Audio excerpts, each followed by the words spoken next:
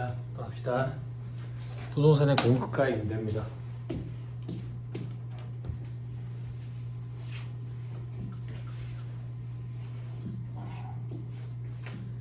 자, 부동산의 공급가 임대. 우리 부동산의 공급가 임대 과면세 여부 판단했었다고. 부동산 공급부터 해볼까?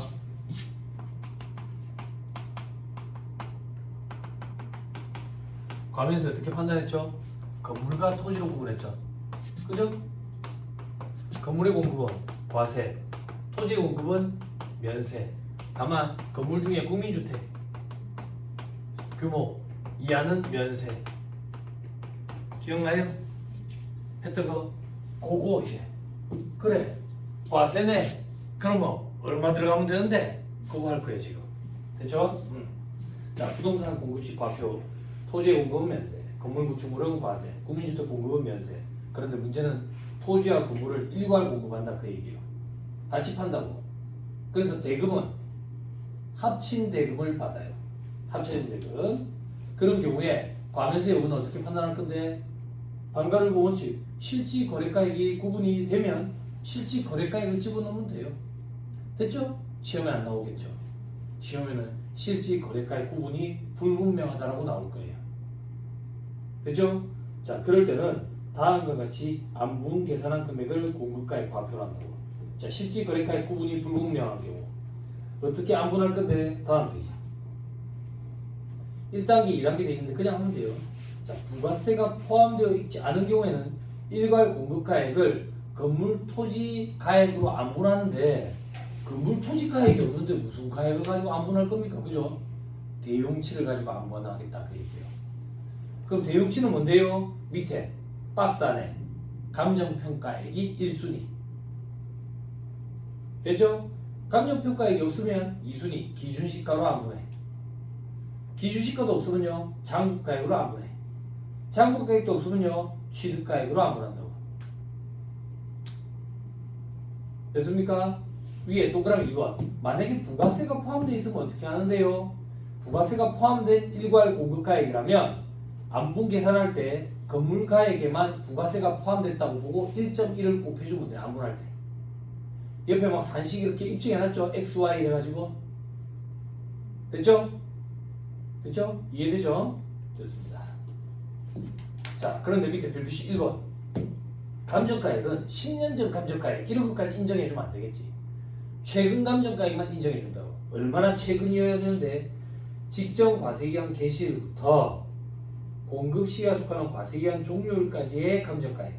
그럼 직전 과세기한 개시일 그리고 당해 과세기간의 종료일. 그러면 두 개 과세기간에 걸친 거네. 두 개 과세기간에 걸친 감정가액만 인정을 해주겠다 그 얘기야.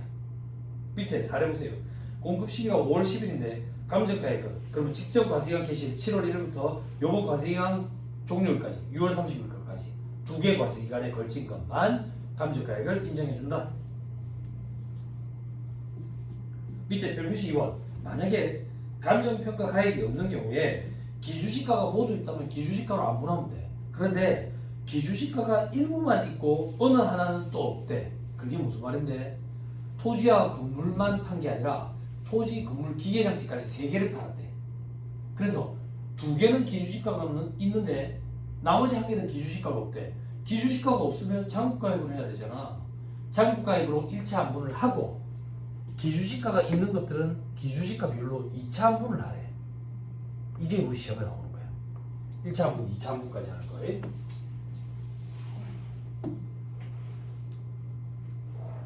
됐나요?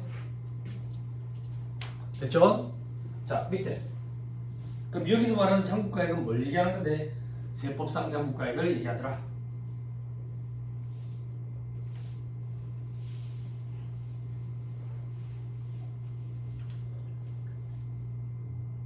됐나요? 연습을 한번 해봐. 자, 다음 페이지. 사례 볼게요. 이 사례가 여러분들 기본서에 있는 거야. 그냥 써머리로 볼게요. 기본서 따로 보실 분들은 그렇게 보시면 되고. 과세사업자가 건물과 토지를 800원에 공급한대. 이때 과표를 한번 계산해 보래. 과표를 자 보자. 800원에 건물과 토지를 공급했다.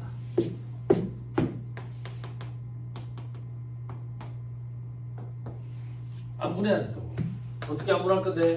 건물가액과 토지가액으로. 건물가과 토지가액을 모르는데 어떻게 안분해? 대용치를 가지고 안분하는 거지. 대용치가 지금 얼마인데? 감정가액인데 270, 330 제발 270, 330 분의 건물은 270 됐죠? 토지는 270, 330 분의 330 근데 시험 문제에서 묻는 건 뭔데? 과표에 들어갈 금액 계산하거든. 요거는 면세잖아. 면세니까 과표에 들어갈 금액이 없는 거야.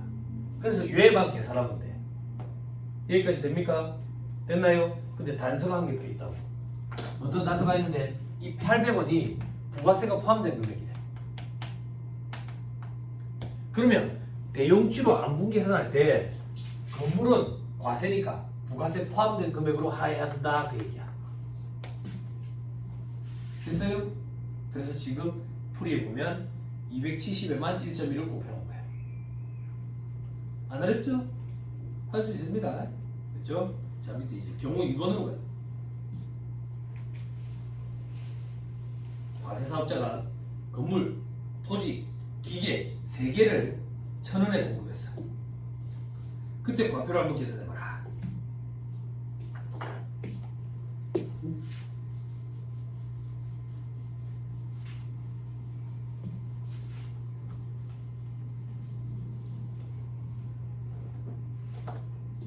건물, 토지, 기계를 셋을 일괄 공급하는데 얼마에 공급하는데? 1,000원에 공급한대. 한번 계산해봐라. 실지 거래가액의 구분은 불분명하다. 그럼 뭘로 해야 돼? 감정가액. 근데 감정가액이 없다네? 그럼 뭘로 해야 돼? 기준시가. 근데 기준시가가 보니까 건물이랑 토지는 기준시가가 있는데 기계는 기준시가가 없어요. 그럼 뭘로 해야 돼? 장부가액으로 해야지. 장부가액은 320, 480이네. 됐죠? 총 800. 해보자. 800분의 320. 800분의 400. 80. 800분의 80. 됐습니까?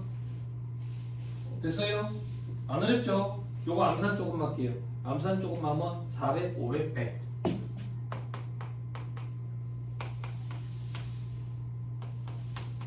무슨 기준으로 안분했는데? 장부가의 기준으로 안분했다고. 됐어요? 그런데 방금 건물이랑 토지는 기준시가가 있었거든. 법조문에서 기준시가가 있는 것들은 기준시가 기준으로 2차 안분을 하래. 그래서 우리는 이 둘만 2차 안분을 할 거야.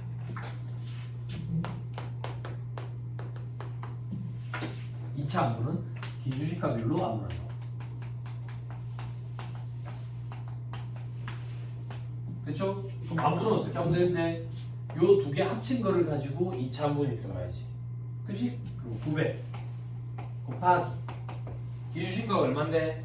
기준시가가 200, 300이네. 총 500분의 200 500분의 300 됐어요? 그럼 해답 보고 갈게요. 360, 540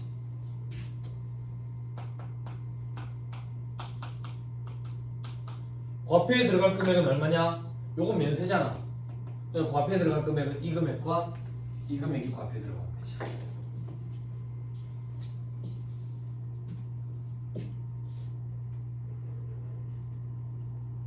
됐나요? 됐어요? 안 어렵죠? 앞으로 실전에 시험에 나왔다. 그럼 이렇게 하지 말고 한 큐에 가는 거예요. 두 단계 거치지 말고. 어떻게 한 큐에 가는데? 건물과 토지는 기준시가가 있어 2차 안분까지 갈 거잖아. 그지? 그럼 900을 가지고 2차 안분 하겠네. 900은 이 두 개 더한 거잖아. 이 두 개 더한 거면 이 두 개 더한 거잖아. 그지? 이 두 개 더한 거 결국 이렇게 하면 되겠네. 1000원 곱하기 800분의 320 더하기 400. 여기에 얘를 바로 안분하면 되겠네. 그죠? 뭐 대단한 방법처럼 보이지만 그런 건 아니고 그냥 한 큐에 한다 그 얘기. 과정을 조금 건너뛰어가지고. 됐어요? 됐죠? 안 어렵습니다. 7번. 세무사님. 네. 혹시나 지금 이 일괄 공급가액 1,000원에 부가세가 포함되어 있으면 어떻게 되나요? 그거는 공부하지 마세요. 2차 시험 전형. 어렵냐? 어렵지는 않은데 조금 헷갈려요. 1차 객관식 책에 문제가 한 2문제 있거든. 그때 좀 보여줄게. 지금은 원리 원칙만 일단 공부를 해. 원리 원칙만. 3개 이상일 때 부가세가 포함되면 앞에서 했던 것처럼 또 1.1을 곱할 건데 그거는 그때 가서. 요거랑 헷갈리면 안 되니까. 1차 시험에 아직 등장한 적은 없고. 2차 시험에만 꼭 등장할 정도로 어렵고 그런 건 아닌데 2차 시험에만 등장했었어. 객관식 책에서 한 문제 정도 풀어줄게요. 됐습니다. 그 정도 보면 됩니다. 그러면 이제 빠뜨린 거 봐야 됩니다. 1-112페이지 다시 보세요.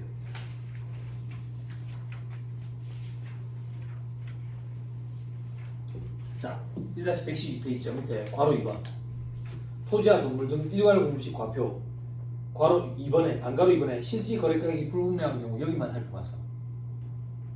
이제 동그라미 2번 볼 거야. 실지 거래가액으로 구분했는데 토지랑 건물의 가액이 방금 공부한 안분 계산 방법에 따른 금액과 한 개라도 30% 이상 차이가 난다면 그 가액은 무시하겠다는 얘기야. 이게 무슨 말이냐면 일괄 공급을 하면서 저끼리 쓴 계약서가 있는데 그 계약서의 금액이 있잖아. 그 금액이 실지 거래가액이라고. 그런데 법에 따라 안분 계산한 금액과 비교를 했더니 30% 이상 차이가 나는 거라. 그러면 너희끼리 짜고 치는 고스톱으로 보고 그 가액을 인정을 안 하겠다는 얘기야. 인정을 안 하겠다고. 그럼 인정 안 하면 어떻게 할 건데? 안분 계산한 금액으로 너희들의 세부담 문제를 다시 계산하면 돼. 그럼 얼마나 차이가 나는데? 셋 다 30% 이상 차이가 나야 돼? 한 개라도 30% 이상 차이가 나는 게 있으면 금액 전체를 다 무시하고 계산한 금액으로 하겠다 그 얘기야. 그게 동그라미 2번 기준이야. 됐죠? 됐나요? 그런데 다만 다음 중 어느 하나에 해당하는 경우에는 너가 쓴 계약서상 실지 거래가액을 인정해줄게 그 얘기야. 됐어요? 어떤 경우인데? 동그라미 기억. 다른 법에서 정하는 바에 따라 가액을 구분했대. 다른 법에 따라 가지고 가액을 구분했는데 그걸 부가가치세법이 무시해버리면 법끼리 충돌되는 모순이 발생하겠지. 그래서 이때는 그대로 인정해주겠다 그 얘기야. 됐죠? 시험에 잘 안 나와요. 시험에 뭐가 잘 나오는데? 동그라미 니은. 토지와 건물 등을 함께 공급받고 건물 등을 철거하고 토지만 사용하는 경우. 됐죠? 이건 어떤 경우인데? 여러분 회의 시간에 유형자산 파트에 토지와 건물에 일괄 취득했어요? 토지만 사용하는 목적으로 취득하는 경우 혹은 건물 신축 목적으로 구건물이 있는 토지를 취득하는 경우 공부했죠? 했죠? 그때 전부 다 토지가액이잖아. 건물가액은 얼마예요? 0이잖아. 그러면 방금 우리가 공부한 부가가치세법상 안분계산 산식에 의하면 무조건 차이가 안 나겠어? 그치? 그런데 그거 무시하면 안 되지. 그치? 그래서 동그라미 이은 그런 경우에도 인정이 된다 그 얘기야. 무시해버리면 안 되잖아. 그죠? 됐어요? 됐지요? 됐습니다. 역시 회계를 좀 공부하니까 내가 편하구만. 그치? 회계 시간 안 했습니다. 여러분 또 이걸 내가 또 한참 강의를 해줘야 될 거 아니야. 그죠? 됐습니다. 넘어갑니다. 밑에 별표시 1번. 다음의 경우 곽표 되어 있죠. 그죠? 밑에 보니까 실지 거래가액이 있네요. 그죠? 그럼 실지 거래가액대로 하면 돼. 그런데 혹시나 몰라가지고 안분을 해봤어. 안분을 해봤더니 토지, 건물, 구축물 중에 토지랑 구축물이 30% 이상 차이 나는 거야. 그러면 싹 다 무시해버린다고. 싹 다 무시해버리고 안분 계산한 금액으로 한다고. 됐나요? 조금만 더 봐. 30% 이상 차이가 날 때 그 30%를 어떻게 계산하는지 봐봐. 토지 봐봐. 실지 거래가액은 600. 안분 계산액은 450. 이게 600에서 450을 빼. 그죠? 분모에는 450이 들어가야 돼. 600이 아니고. 됐지? 그렇게 비율 계산하는 거라. 됐어요? 됐지요? 오케이, 됐습니다. 자, 1번 있습니다. 넘어갑니다. 자, 114페이지 저 밑에 사례 2에 겸용사업자도 있는데 이거 겸용사업자는 공부해야 이해할 수 있습니다. 자, 115페이지로 갑니다. 자, 이제 부동산 임대식 과세 표준.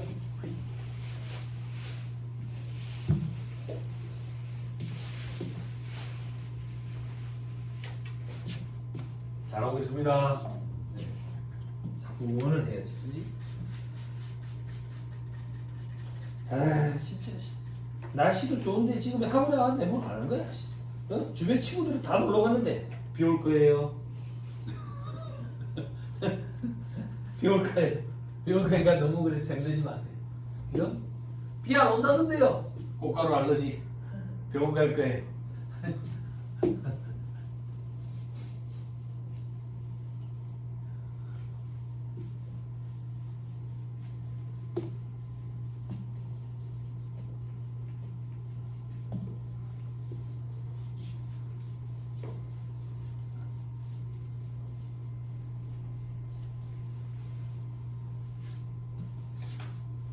자, 이제 부동산의 임대를 해봅시다.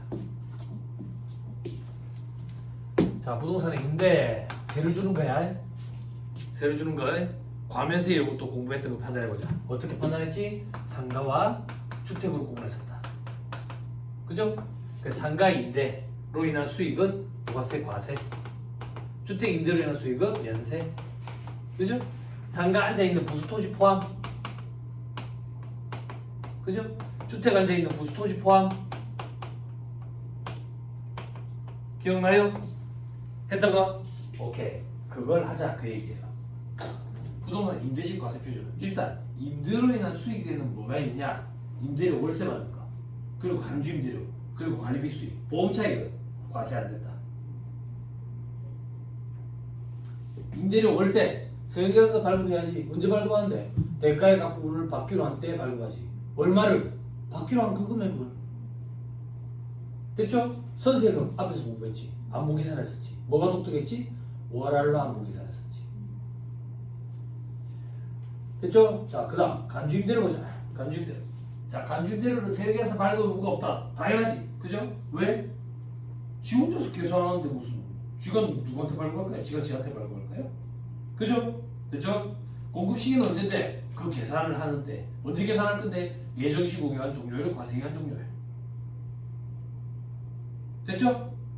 됐죠? 계산사식은 우리 다 공부했었죠?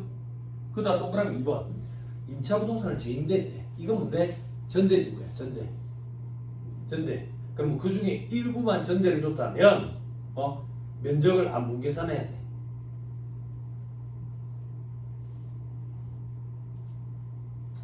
별표시 7번이 어디 있어? 다음 페이지 별표시 7번 봐. 자, 500제곱미터를 1억 원에 임차했는데 100제곱미터만 2억에 재임돼 있대. 일단 이런 거 묻지 마. 이런 일이 가능합니까? 가능하니까 이런 일들이 벌어져. 그래서 얘기하는 거야. 나중에 사회생활 해봐. 자, 2억 원에 재임대하면 그죠? 보증금 받은 2억 원에서 처음에 내가 보증금으로 준 건 빼야 돼. 어떤 부분에 대한 거? 나머지 400제곱미터에 대한 거. 그지? 그래서 2억 원에서 1억 원 곱하기 500제곱미터 분의 100제곱미터 중복되는 거. 그죠? 거기에 일수 곱하고 이자율 곱하고 365분의 1. 이해됩니까?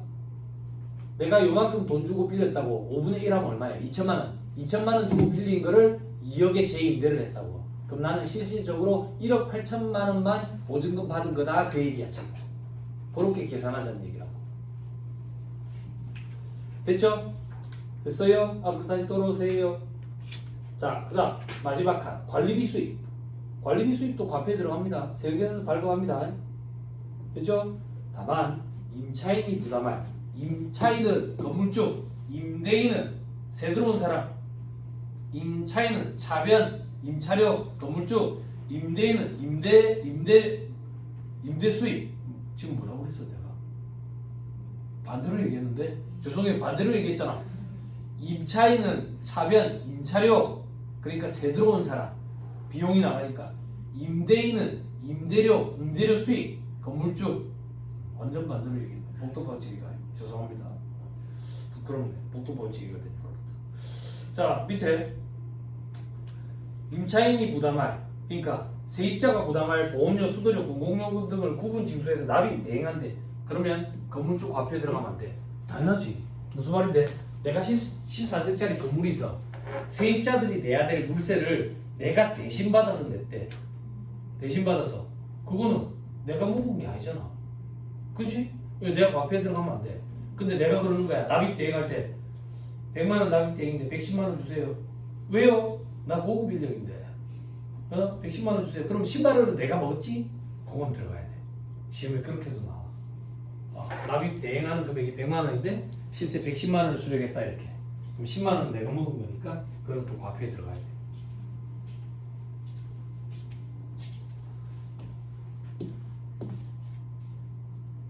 됐습니까? 됐지요? 오케이. 됐습니다.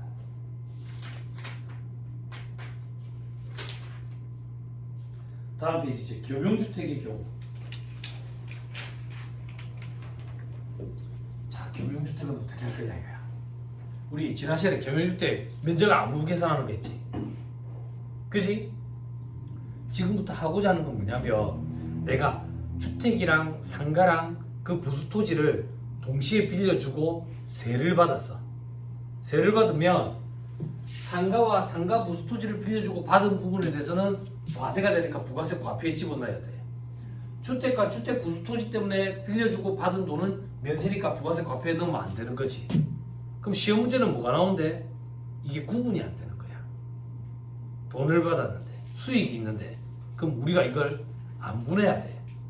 그러면 안분할 때 과정이 어떻게 되냐면 제일 처음에는 임대 수익이 얼마인지를 싹 다 합쳐. 그럼 월세 받은 거 있을 거 아니야. 임대료. 그리고 간주 임대료 계산한 거 있겠지. 그지? 그리고 관리비 수입 있겠지. 이걸 다 합쳐. 다 합친다고. 이 합친 수익 금액을 건물 때문에 발생한 수익과 토지 때문에 발생한 수익으로 나눠. 그리고 건물 때문에 발생한 수익을 상가 때문에 발생하는 수익, 주택 때문에 발생한 수익으로 나눠. 토지 때문에 발생한 수익을 상가 부수토지, 주택 부수토지로 나눠.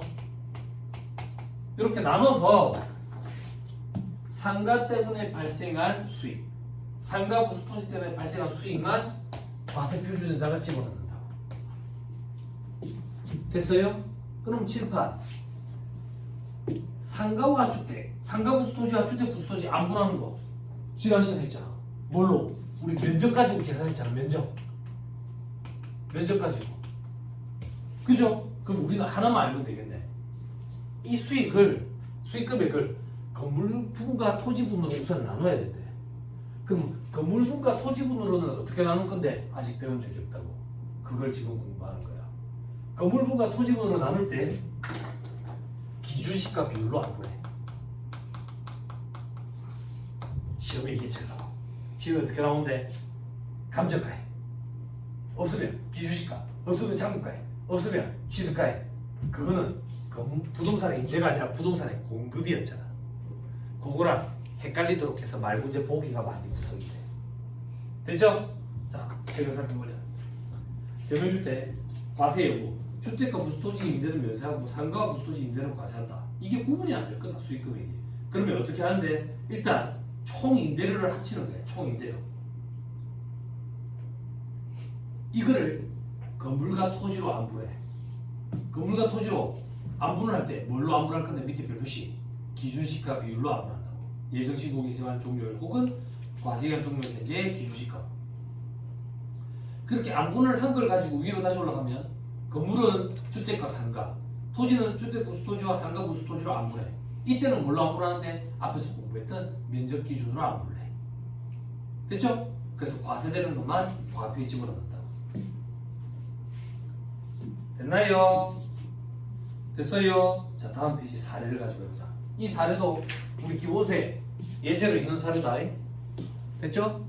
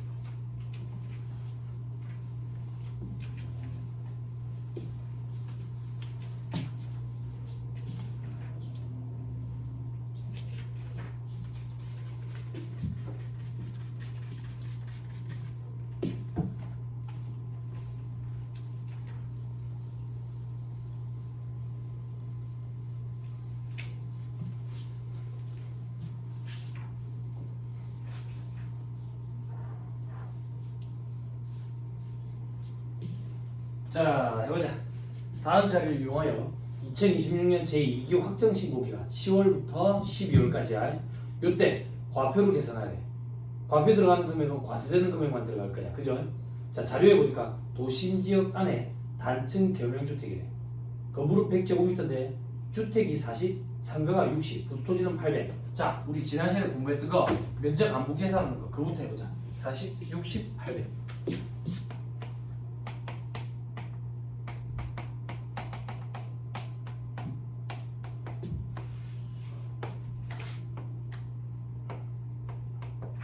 지금 도심지역 내에 있대. 됐죠? 지난 시간에 공부했던 거 안부 계산하는 거 면적. 해보자. 주택이 상가보다 작거나 같은 경우에 해당하네. 그럼 주택만 주택으로 보지, 그지? 그럼 주택은 몇 제곱미터? 40제곱미터. 상가는 60제곱미터. 됐나요? 자, 이제 주택 부수토지 계산해보자. 주택의 면적 40제곱미터, 정착 면적 40제곱미터에 도심지역은 5배. 그지? 그럼 둘 중에 큰 거, 큰 게 이게 크네. 근데 한도가 있지. 한도. 어떻게? 총 800제곱미터 곱하기 건물 100제곱미터 중에 주택 40제곱미터. 주택 부수토지는 200제곱미터네. 됐지? 됐지? 그러면 상가 부수토지는 600제곱미터네. 됐어요? 지난 시간에 공부했던 거 됐죠? 자, 이제 오늘 공부하는 거 해보자. 임대 수입을 다 합쳐야 된다고. 월세, 간주임대료, 그리고 관리비 수입 다 더할 거야.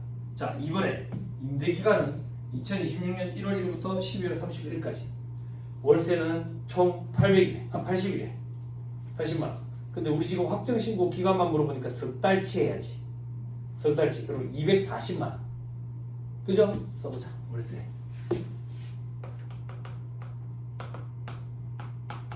자, 간주임대료. 간주임대료 어떻게 계산할 건데? 보증금 받은 거 얼마 있어? 보증금이 보니까 임대보증금 4천만 원 받은 거 있네. 됐죠? 4천만 원. 저 밑에 보니까 1년 만기 정기예금 이자율이 있는데 정기예금 이자율 한 개가 아니네. 그지? 우리 이거 언제 계산할 건데? 12월 31일에 계산할 거야. 12월 31일에 정기예금 이자율을 적용해야지. 몇 프로?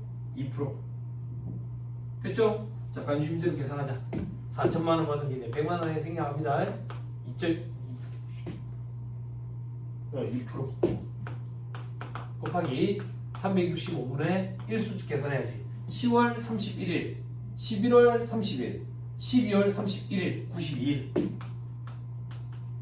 된다요? 해놓고 갈게요. 요 계산하면 201643 되나봐.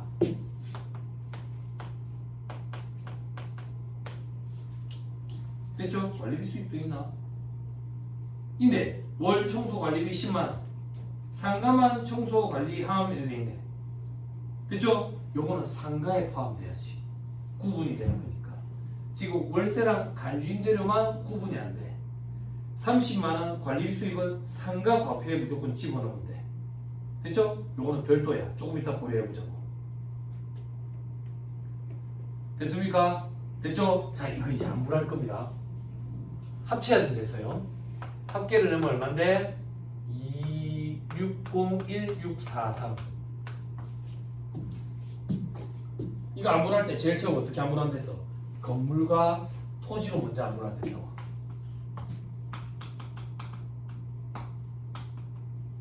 근데 안분할 때 감정가액, 기주시가, 장부가액, 취득가액 이러면 망한다고.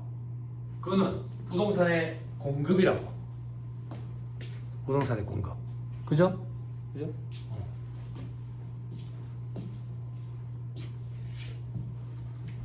됐죠? 그럼 우리는 뭘로 해야 된대? 기주시가로 해야 된다고. 기주시가가 어디 주어져 있을 거야. 3번에 넣어.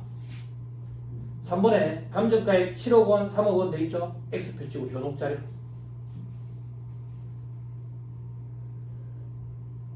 기주시가 얼마라고 돼 있는데 3억, 2억. 요걸 만분하는 거야. 자, 총 5억분에 건물이 3억.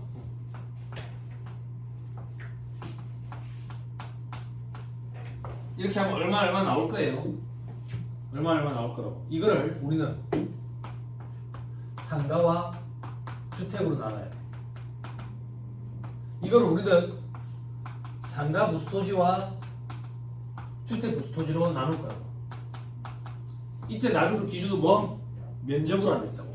상가와 주택은 상가는 60제곱미터, 주택은 40제곱미터.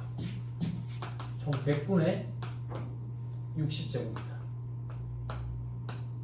주택은요 계산 안 할 거야. 면세대로. 됐죠? 자, 그다음 상가 부수 토지는요 총 800분의 600제곱미터. 주택 부수 토지는요 계산 안 할 거야. 면세대. 됐죠? 이렇게 계산한다. 요 금액을 가지고 이렇게 요 금액을 가지고 이렇게. 근데 답이 끝이 아니야. 상가와 관련된 관리비 수입이 30만 원에 있어서 그건 여기에 들어가야지.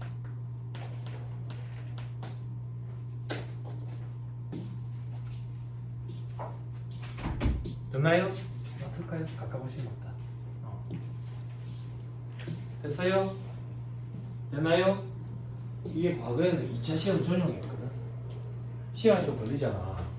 근데 이게 1차 시험으로 내려왔어. 이게 수험생들 수준이 해마다 상향 평준화 되다 보니까 이 문제도 1차 시험에 등장했는데 수험생들의 정답률이 높았다고. 내가 그 얘기 하잖아. 남들보다 더 많이는 못해. 근데 남들이 하는 거는 우리도 해야 돼. 그래 안 하면 우리만 떨어지니까. 이거는 남들도 하는 거야. 할 수 있어야 돼. 시간이 얼마나 걸리든 상관없어. 해야 돼. 됐나요? 그럼 하나는 스킵해도 돼. 뭘 스킵해도 되는데 진짜 2차 시험에 얘가 등장하면 어떻게 등장하냐면 요게 과세되는 거잖아. 요건 면세되는 거고 이 두 개 과세되는 걸 세금계산서 수치분에 기재할 내용과 기타란에 기재할 내용을 구분하라. 그건 도대체 무슨 말입니까? 월세를 세금계산서 발급을 해. 간주임대료를 세금계산서 발급 안 하잖아. 이걸 구분하라는 소리야. 이 금액도. 이 금액도. 이걸 어떻게 구분합니까? 별다른 방법은 없어. 그래서 제일 합리적인 방법은 이 두 개 금액 비율로 안분 계산해. 그럼 요 중에 세금계산서 발급분 있지. 발급분.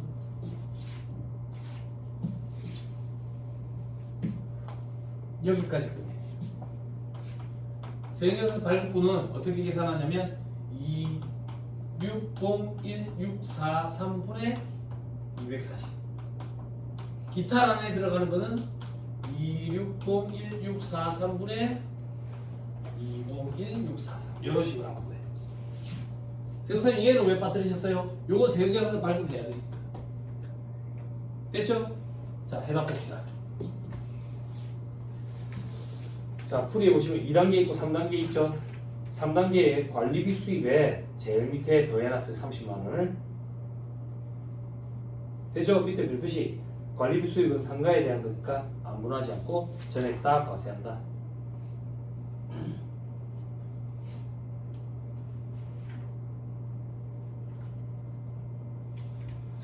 됐나요? 됐죠? 방금 얘기한 건 뭔데요? 117페이지 맨 위에 방가로 3만 원 봐라. 만약에 시험에서 세금계산서 발급분과 세금계산서 발급 의무 면제분 이 기타란에 들어갈 거를 구분하라 그러면 이렇게 구분하면 된다. 요건 세금계산서 발급분 금액이고 요거는 기타란에 들어가는 금액이니까 요 두 개 금액 비율로 그냥 안분 계산하는 거. 그거 말고 딱히 다른 방법은 없으니까. 됐죠? 근데 요렇게까지는 아직 나온 적이 없으니까 너무 스트레스 받지 말고 그 전 단계까지는 할 줄 알아야 돼. 됐죠? 됐습니다. 그 정도 보면 안 되겠습니까?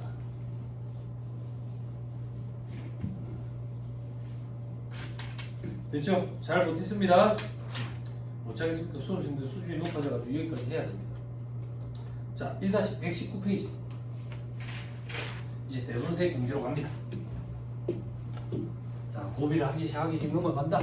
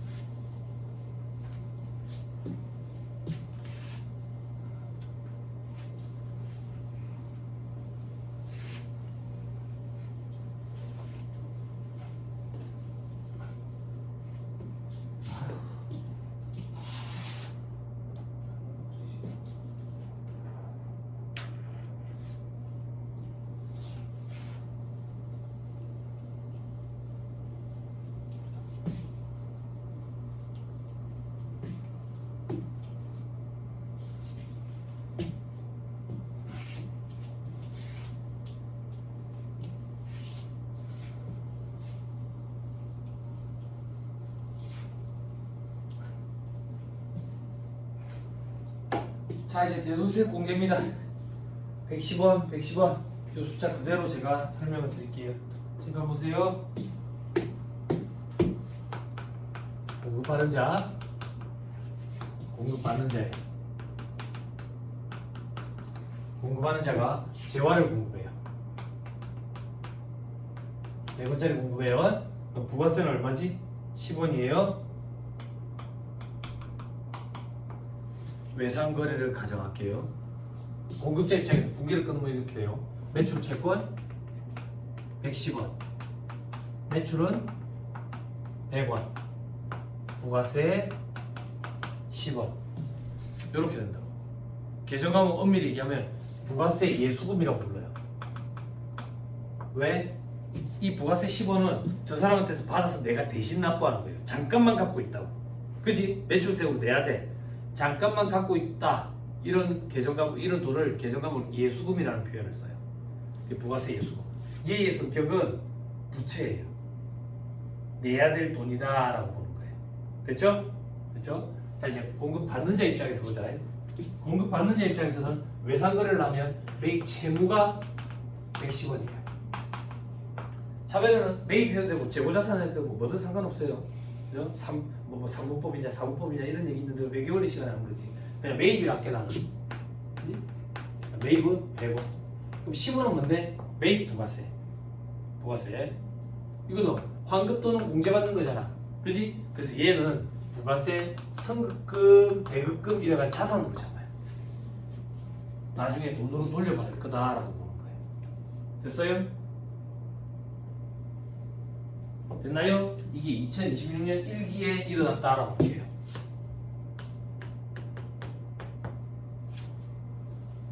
자, 문제가 언제 벌어지는데? 문제가 언제 벌어지는데? 2026년 2기에 문제가 벌어져요.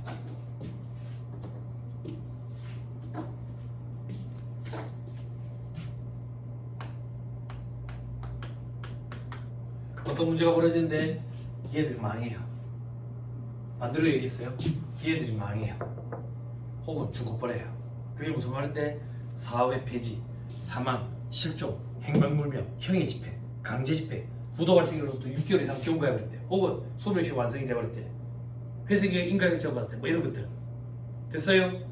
그 말이 무슨 말이냐면, 나는 쟤들한테 110원을 받아서 부가세 10원을 내는 거거든? 근데 외상거래를 했기 때문에 아직 110원을 안 받았어. 안 받았는데 내가 부가세를 먼저 내놨다고. 지금 매출세액으로 냈는데 쟤들한테 이제 돈을 받았는데 쟤들 망해버린 거야. 죽어버린 거야. 형의 집행, 강제 집행, 사망 실종, 행방불명 돼버렸대. 그러면 내가 미리 냈던 이 10원을 공제를 해줘. 다시 돌려준다 그 얘기야. 근데 돈으로 돌려주는 게 아니라 내가 납부할 세액에서 차감해줘. 10원만큼을. 이걸 대손세액 공제 이렇게 표현해.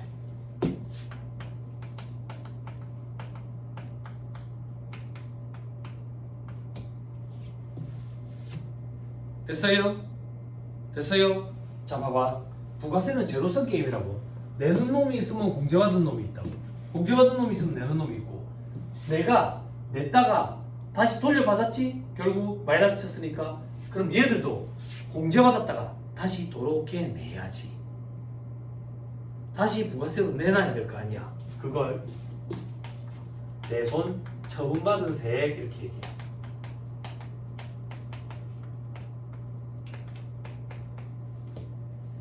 됐어요? 됐나요? 일이 끝이 아니에요. 2026년, 2027년 1기로 갑니다. 자, 어떤 일이 벌어지는데 알고 봤더니 공급자가 나였던 거야. 니는 뭐 다르나? 나 뭐 성격 보통하라고. 그래서 뭐 어쩌는데? 나 저거 기업 곧 받아낸다고 돈. 가서 막 위협을 가하고 그러면 깜빡하잖아. 그 요즘 트렌드, 사채업자 트렌드 더럽게 하는 거지. 제 집 앞에 가서 똥을 계속 싸놓는 거지. 그래서 사진 찍어놓고 증비우고 뒷나갔더니 똥을 치운 거야. 사람이 있는 거야. 또 똥을 싸놓고 오는 거지. 더럽게. 그래서 저것들이 연락이 온 거야. 야, 더러워서 죽게, 씨. 더러워서 죽게. 그래, 돈을 줬어. 그래서 나는 돈을 받았어. 돈을 받았으면 다시 이 부가세를 내야 되잖아. 그치? 됐죠? 됐나요? 요걸 뭐라고 표현하면 돼? 대손세의 가감 이렇게 얘기한다. 가감 더하고 빼고 그게 무슨 말인데? 더하고 빼고 이걸 다 한 개 칸에서 더하고 빼고 해. 됐죠? 그럼 봐봐. 내가 저 대금을 받아서 부가세를 냈으면 다시 쟤들은 공제를 받아야 되겠지. 그지? 공제를 받아야지. 변제, 대손세액 이렇게 얘기해. 잘 봐. 공급자 입장에서 더하고 빼고는 한 칸에서 조정한다고. 그 한 칸이 대손세액 가감이라는 칸이야. 공급받는 자는 대손 처분받은 세액이라는 칸이랑 변제 대손세액이라는 칸이랑 별도로 구분되어 있어. 됐죠? 요거 확인하고 가자.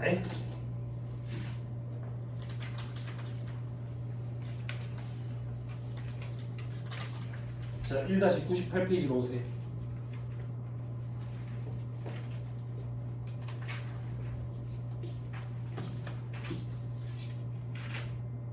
(1-98페이지) 왔어요? 왔어요? 자, 여러분 중간에 괄호로 된 숫자들 있지? 자, 위에서부터 쭉 내려오다 보면 괄호 8번 한번 찾아봐. 괄호 8번. 괄호 8번 찾았어요? 그죠? 찾았어? 수영이 찾았어? 어디 갔는지 모른다. 큰일 났다. 괄호 8번 찾았어? 그지? 거기요, 여기. 대손세 가감 더하고 빼고. 됐어요? 됐나요? 자, 이제 매입자 입장에서 보자. 받는 자, 공급 받는 자 입장. 자, 1-99페이지 가보세요. 중간에 괄호 보세요. 중간에 괄호 55번 찾아보세요. 찾았어요? 대손 처분 받으세요. 자, 거기서 위로 올라가세요. 괄호 50번 찾아보세요. 찾았어요? 됐죠? 오케이, 됐다. 공급 받는 자 입장에서는 더하고 빼고가 각각 칸이 구분되어 있다. 공급하는 자 입장은 대손세 가감이라는 칸에서 더하고 빼고 다 조절한다. 왜 이래? 앉는 문자가 많이 올까? 또 뭐가 좋았나? 됐죠? 됐습니다. 자, 1-119페이지. 그게 그 얘기예요. 그죠? 그 밑에 별표시에 법 규정. 재화 또는 용매를 공급받은 사업자가 대손세액에 해당하는 금액의 전부 또는 일부를 매입세액으로 공제받은 경우로서 그 사업자가 폐업하기 전에 재화용액을 공급하는 자가 대손세액 공제를 받았을 때는 그 재화용액을 공급받은 사업자는 관련 대손세액에 상당하는 금액을 대손이 확정된 날이 속하는 과세기간에 자신의 매입세액에서 뺀다. 됐나요? 됐죠? 칠판 조금만 더 보세요. 밑에 이제 동그라미 2번 할 건데 동그라미 2번이 뭐냐면 자, 봐봐. 내가 공급자야. 저것들이 망해버렸어. 그래서 내가 대손채를 냈어. 내가 대손채를 냈다는 얘기는 대손세액 공제로 10원을 세금에서 차감했다고. 그러면 얘들은 10원을 다시 내야 되잖아. 그런데 내가 나 대손 처리했다라고 얘들한테 안 알려준다고. 그럼 얘들은 내가 대손 처리를 했는지 알 방법이 없잖아. 그래서 몰라가지고 그냥 부가세 신고를 했대. 요걸 가산을 안 하고. 그러면 이런 경우에는 관할 세무서장이 이걸 바로잡아준다 그 얘기야.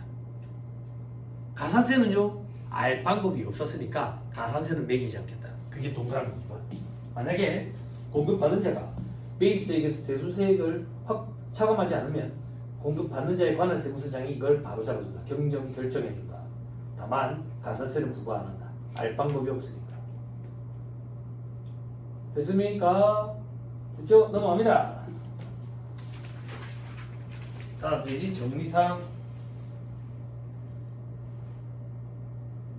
대손세액은 110분의 10을 곱한 게 대손세액이다. 부가가치세가 포함된 거야. 당연하지. 이런 거 암기하는 사람들 이해 못해서 봐봐. 이게 부가가치세가 포함된 금액이지. 여기에 110분의 10을 곱하면 부가세잖아. 당연한 얘기 아니야? 그치? 됐죠? 자, 그다음 대손세액 공제 적용 요건이 되겠죠. 적용 요건.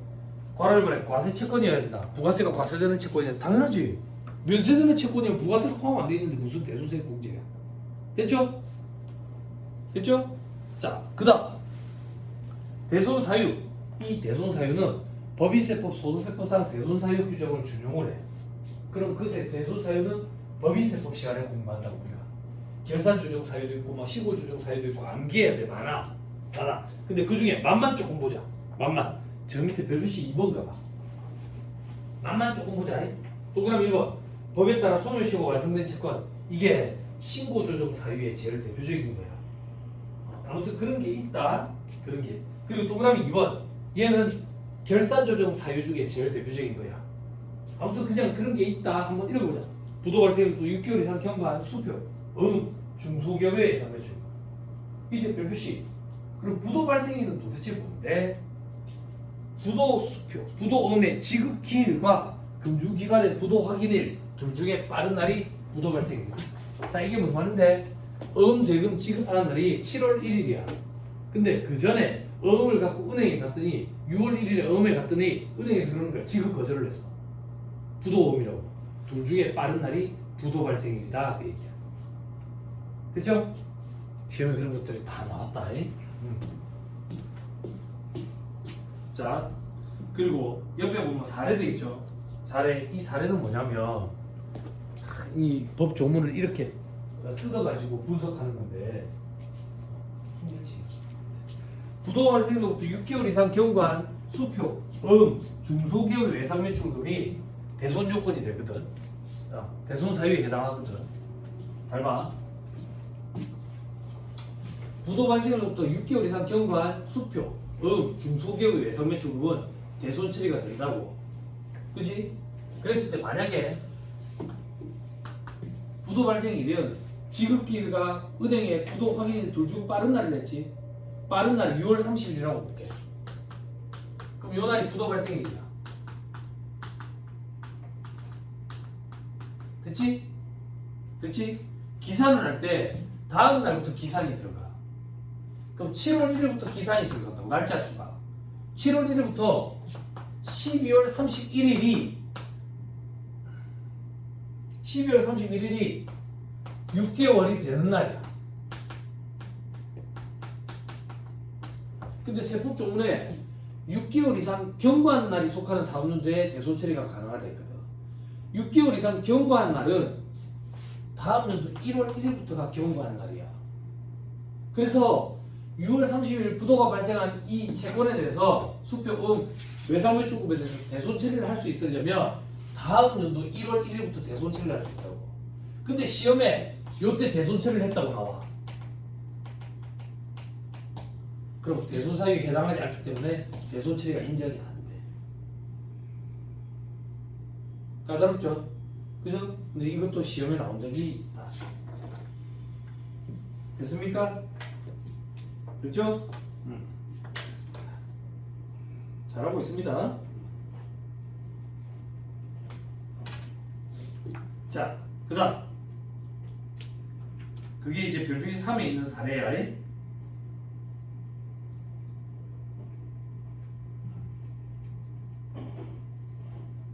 그렇죠? 자, 그 다음 다시 돌아와서 괄호 3번의 대손기한.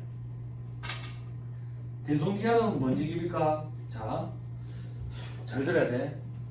법인세법에서 대손 처리를 할 때 대손 요건을 충족하면 대손 처리를 할 수 있어. 소득세법에서 대손 처리를 할 때 대손 요건을 충족하면 대손 처리를 할 수 있어. 부가세법에서 대손 처리를 할 때 법인세법, 소득세법에서 대손 요건을 충족하면 대손 처리를 할 수 있느냐? 요건을 한 개 더 갖춰야 돼. 그게 무슨 말인데요? 부가가치세법에서만 요건을 한 개 더 갖춰야 되는 독특한 규정이야. 부가가치세법에만 이 요건이 한 개 더 있어. 이 요건이 뭔데요? 기한 요건이라고. 기한 요건이 무슨 말입니까? 법에 정해진 그 기한 안에 대손 요건을 충족해야 대손 처리를 해준대. 법인세법, 소득세법은 그런 규정이 없어. 부가가치세법에만 있는 규정이라고. 그리고 그 기한이 언제까지냐 이거야. 그 기한이. 자, 밑에 나옵니다. 공급일로부터 10년이 지난 날에 속하는 과세기간에 대한 확정신고 기한까지 대손이 확정돼야 돼. 자, 우리 한번 연습해봅시다.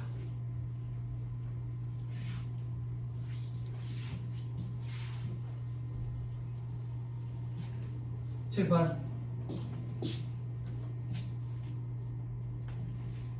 오늘 몇 월 며칠인데? 5월 해보자. 자, 5월 2일 공급, 5월 2일 공급이 일어났어. 네? 외상거래를 했다고. 외상거래. 그럼 돈을 앞으로 받아야지. 돈을 못 받은 거야. 돈을 못 받아서. 그러면 대손 사유가 아까 소멸시효 완성도 있었고 부도 발생부터 6개월 이상 경감부터 사망, 실종, 행방불명, 행위집행, 강제집행 막 이런 것들 있잖아. 이런 사유가 언제까지 충족되어야 하느냐? 공급일로부터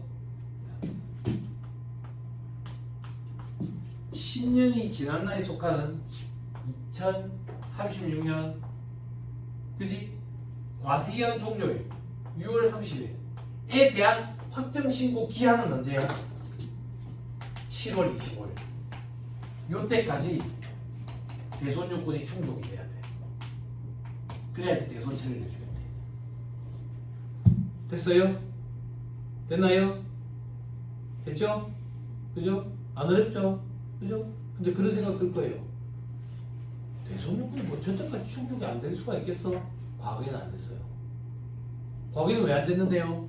10년이 된 날이 속하는 게 아니고 5년이 되는 날이 속하는 과세기한 종료일까지 했다고. 아니지, 확정신고 기한까지 했다고. 그럼 왜 안 되는데요? 돈을 못 받으니까 소송을 간 거야. 소송이 장기화되는 거지. 소송이 장기화돼가지고 법원의 판사가 그래, 너가 잘못됐다, 돈을 물려주는 게 맞다 라고 판결을 내려줬는데 보니까 저 기한이 지나버린 거야.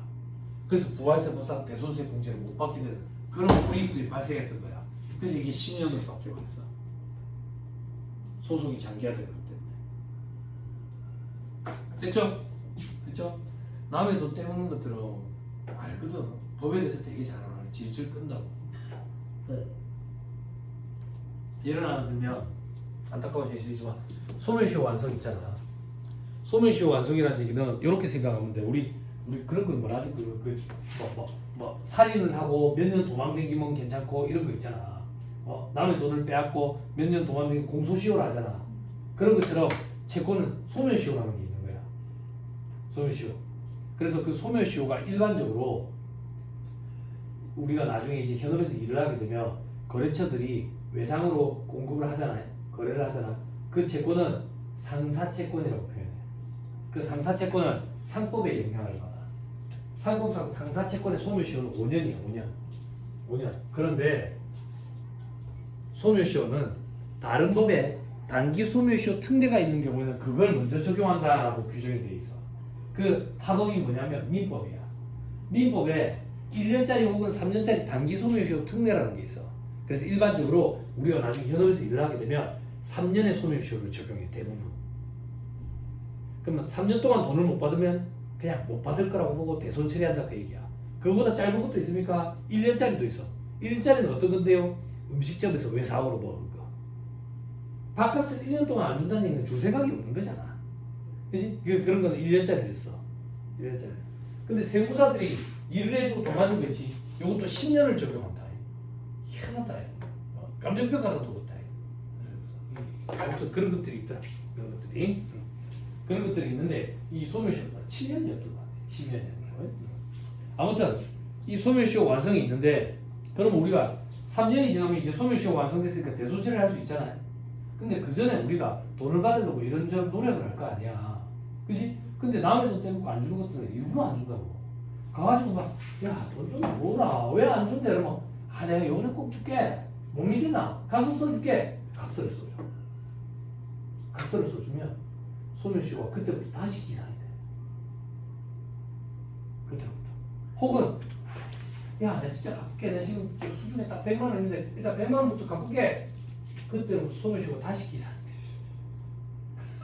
그러니까 남의 돈 안 갚는 것들은 일부러 애를 내는 거야. 각서 써줄게. 오늘부터 또 3년이야. 10만 원만 먼저 갚을게. 오늘부터 또 3년이야.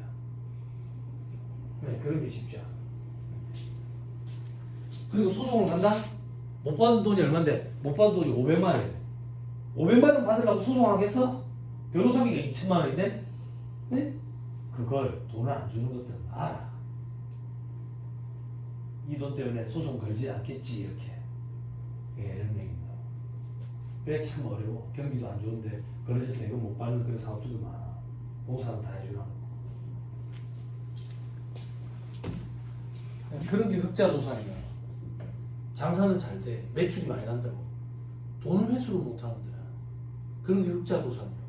그래서 현금 흐름이 중요해서 현금 흐름표를 작성하는 거야. 빵꾸가 나버린다고 업체들이.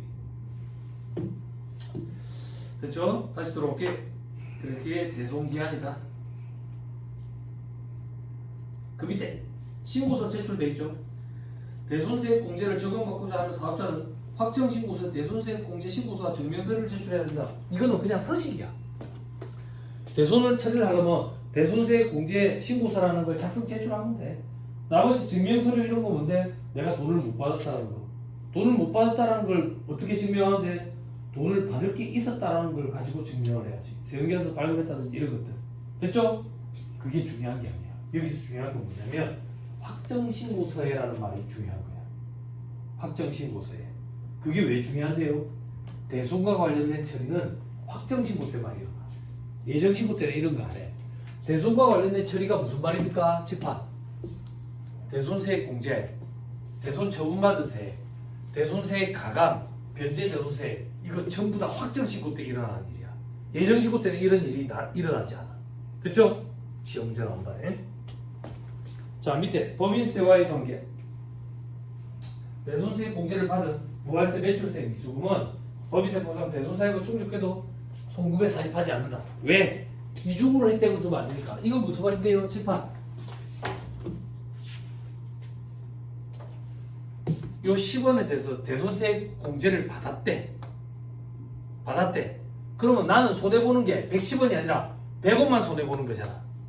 그지? 이 100원에 대해서 법인세법에서 구제 혜택을 주겠다 그 얘기야. 법인세법에서 이걸 경비 처리를 할 수 있도록 해줘. 근데 만약에 이 10원을 대손세액 공제를 못 받았다. 그러면 법인세법에서 110원에 대해서 경비 처리가 돼. 우리 시험에 이런 게 나온 적도 있다. 그럼 뭐가 유리한데요? 법인세법에서 이 100원이나 110원을 경비 처리하면 요거에 세율을 곱한 것만큼 세금이 줄어들어. 세율이 10%, 20% 요렇거든. 요 정도 맞아. 원래 9, 19, 20, 22, 21, 24 이랬나? 그지? 요게 1%씩 다시 증가해가지고 환원이 됐거든. 그러면 지금 저 10%를 가지고 해보자. 10%. 그러면 요 10원에 대해서 10%만큼만 세금 효과가 있다고. 근데 대손세액 공제를 받으면 10원 전체가 세금 효과가 있으니까 뭐가 유리해? 대손세액 공제 받는 게 훨씬 더 유리하지. 됐어요? 됐죠? 오케이. 됐습니다. 자, 다음 페이지 맨 밑에 추가 정리. 간이가세자는 대손세액 공제를 적용을 안 한다. 됐죠? 자, 요 정도 하시죠. 잠깐 끊었다가 다시 또 8장부터 하시죠.